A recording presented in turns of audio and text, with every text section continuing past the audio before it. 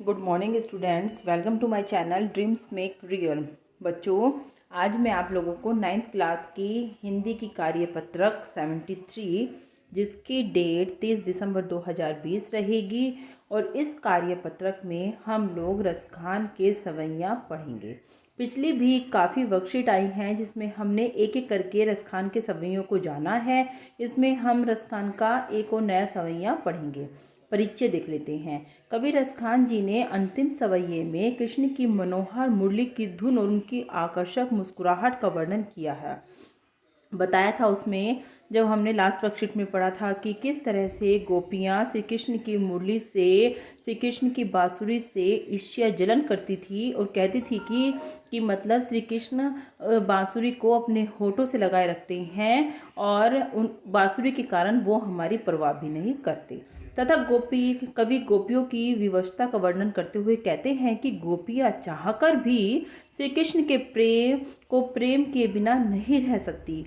वो चाहे कितना ही कह लें कि हम श्री कृष्ण की बांसुरी को नहीं सुनेंगे, हम श्री कृष्ण से मतलब की तरफ नहीं देखेंगे, हमारी आंखें श्री कृष्ण की तरफ नहीं देखेंगी, लेकिन फिर भी उनकी आंखें विवश थी, वो नहीं रह पाती थी श्री कृष्ण की तरफ देखे बिना।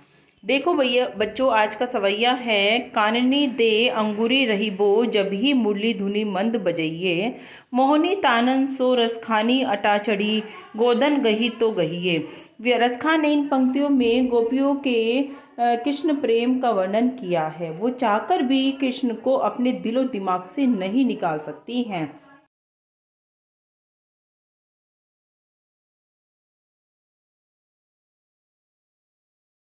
नहीं छोड़ पाते। इसलिए वे कह रही है कि जब कृष्ण अपनी मुरली बजाएंगे तो वो उससे निकलने वाली मधुर ध्वनि को नहीं सुनेंगी, लेकिन वे सभी अपने कानों को बंद रख लेंगी, अपने कानों पर अपने हाथ रख लेंगी और उसकी बांसुरी की आवाज़ को नहीं सुनेंगी। उनका मानना है कि भले ही कृष्ण किसी महल पर चढ़कर अपनी मुरली की मधुर तान क्यों न बजाएं और गीत ही क्यों न गाएं, जब तक वो उसे नहीं सुनेंगी तब तक उन पर मधुर तानों का कोई असर नहीं होने वाला। टेरी कहो सिंगरे ब्रज लोगनी, काल्ही कहो कितने समझायो। और वो यही कहती हैं कि चाहे श्री कृष्ण अपने श्री कृष्ण किसी महल पर चढ़कर अपनी मुरली की मधुर तान क्यों न बजाएं और गीत क्यों न गाएं, और जब तक उसको नहीं सुनेंगी जब तक उन पर कोई असर नहीं होगा। लेकिन अगर गलती से भी मुरली की मधुर ध्वनि उनके कानों में चली गई तो फिर वो अपने हम अपने वश में नहीं रह पाएंगी। मायरी व मुक्की मुस्कानी संहानी न जहे न जहे न जहे। लेकिन अगर उस मुरली की मधुर ध्वनि उनके कानों में चली गई तो फिर हम अपने वश में नहीं रह पाएंगी। फिर चाहे हमें कोई कितना भी समझाए, हम कुछ भी समझ नहीं पाएंगी। लेकिन जब तक श्री कृष्ण की मधुर मुरली की मधुर आवाज़ हमारे कानों में नहीं पड़ेंगी तो हमारे ऊपर कोई असर नहीं होगा। लेकिन जैसे ही मुरली की मधुर आवाज़ हमारे कानों तक पहुंचेगी तो हमारे ऊपर ही वश नहीं रह पाएगा।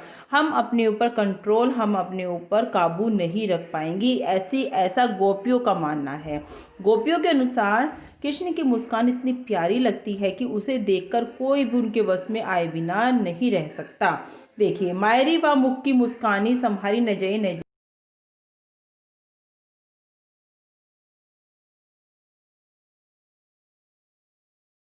है कि श्री कृष्ण का मोहक मुख देखकर उनके खुद को बिल्कुल भी उनसे खुद को बिल्कुल भी संभाला नहीं जाएगा। वो सारी लाज शर्म छोड़कर कृष्ण की ओर खींची चली जाएंगी कि श्री कृष्ण के चेहरे में इस तरह का तेज, इस तरह का मोहक है कि वो जैसे ही श्री कृष्ण की तरफ देखेंगी उसकी तरफ खींची चली जाएंगी।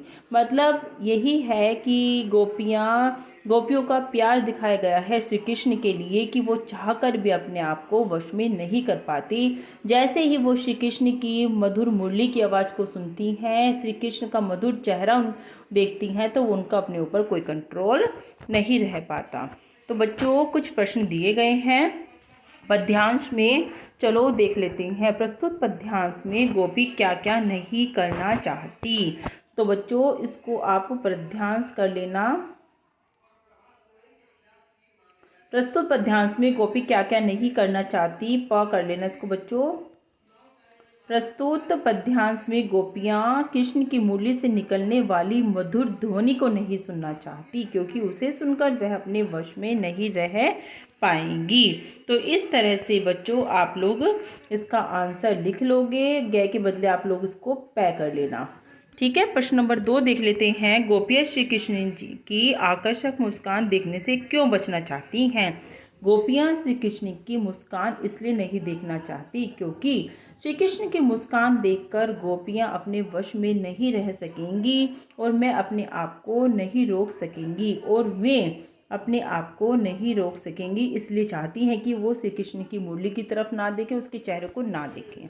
प्रस्तुत पंक्तियों में गोपियाँ कहती हैं कि श्री कृष्ण की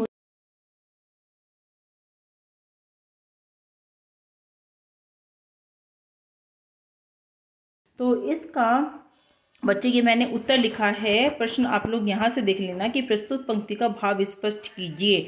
मायरी वा मुख की मुस्कानी सम्हारी न जय न जय न जय।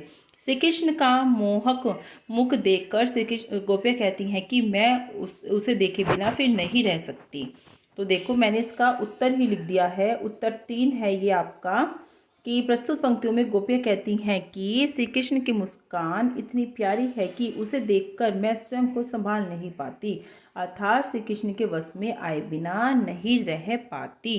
बच्चों प्रश्न नंबर 4 है आपका। जिस पंक्ति में कवि रसकांत जी का नाम आया है उस पंक्ति को लिखिए। काननी दे अंगूरी रहीबो जब ही मुरली धुनि मंद बजे, मोहनी तानन सो रसखानी अटा चढ़ी गोदन गहे तो गहे। तो इस वाली पंक्ति में हमारा कवि रसकांत जी का नाम आया है, हमें ये पंक्ति लिखनी है। आखिरी है बच्चों कि इस समैया को पढ़कर आपको निम्नलिखित शब्दों का क्या अर्थ समझ में आया है, इनके अर्थ आपको लिखने हैं। जैसे कि काननी मोहनी काली दे गहे वा अंगूरी तानन समझाइयो रहीबो गोदन मायरी धुनी टैरी सम्हारी बजइये सिंगरे नजहे। तो बच्चों इन सब के उत्तर मैंने नीचे लिख दिए हैं आप लोगों के लिए। देखो कहानी का मतलब होता है कान में, द का मतलब देखकर, अंगूरी उंगली, रही वो रहेगी, धुनी धुन, बजइये बजाएंगे और गइये गाएंगे, मोहनी मन को मोह लेने वाली, तानन धुन। और आगे बच्चों गोदन है ब्रज क्षेत्र में गाए जाने वाला लोकगीत, टेरी होता है आवाज़ देकर बुलाना, सिगरे सारे काल ही कल। और आगे भी है वाह वह समझाइयो समझाना, मायरे हे माँ सहारी संभालना और नजहिए नहीं जाएगी। तो इस